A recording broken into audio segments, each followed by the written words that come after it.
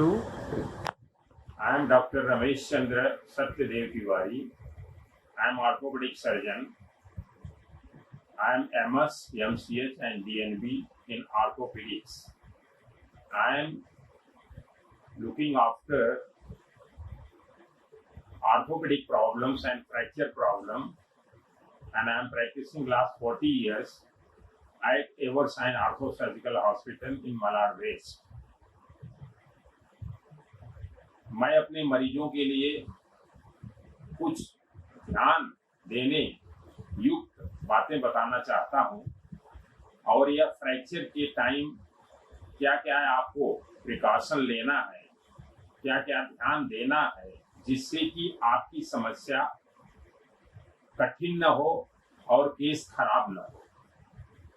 Fracture के समय कभी भी आपको इंजरी हो, फ्रैक्चर है या सॉफ्ट टिश्यू ट्रॉमा है या स्वेलिंग है आपके लिम्स में या बॉडी के किसी भी पार्ट में, तो पहला तो आपको तुरंत आइस पैक लगाना है।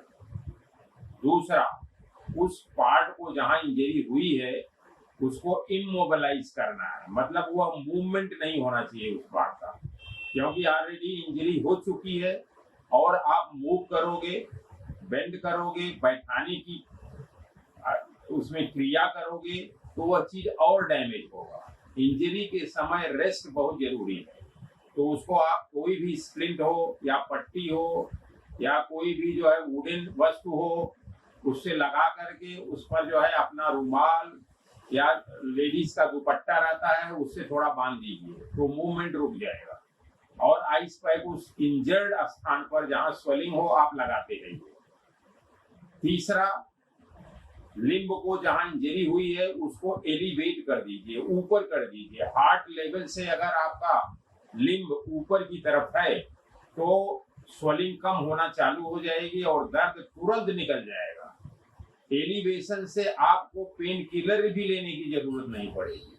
चौथा, कोई भी पेन किलर आप दे सकते हो जो आपके घर में अवेलेबल हो।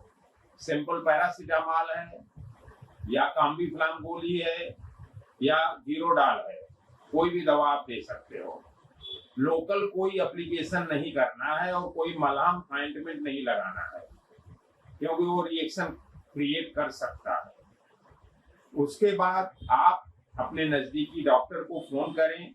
मेरा फोन नंबर 9869770883 है।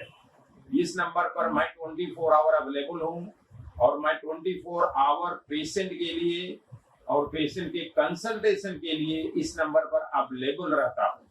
कभी भी आप इमरजेंसी में मुझसे बात कर सकते हैं, आप मुझे फोन कर सकते हैं और जो भी आपके अंदर क्वेश्चन होगा, प्रश्न होगा, उसका उत्तर तुरंत मैं दूंगा।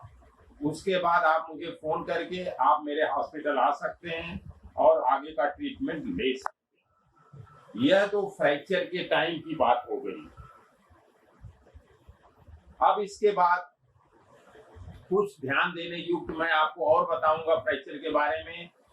आप हमारे यहाँ आ गए, आपने इलाज करा लिया और आपको प्लास्टर लगा दिया, आपका क्लोज रिडक्शन हो गया, उसके बाद आप घर चले जाते हैं। घर जाने के बाद अगर आपके लिम्ब में, अपर लिम्ब, लोअर लिम्ब में प्लास्टर लगा हुआ है तो पहला चीज सबसे ध्यान देने युक्त बात है कि 7 दिन 10 दिन तक आपको स्वेलिंग रहती है फ्रैक्चर में।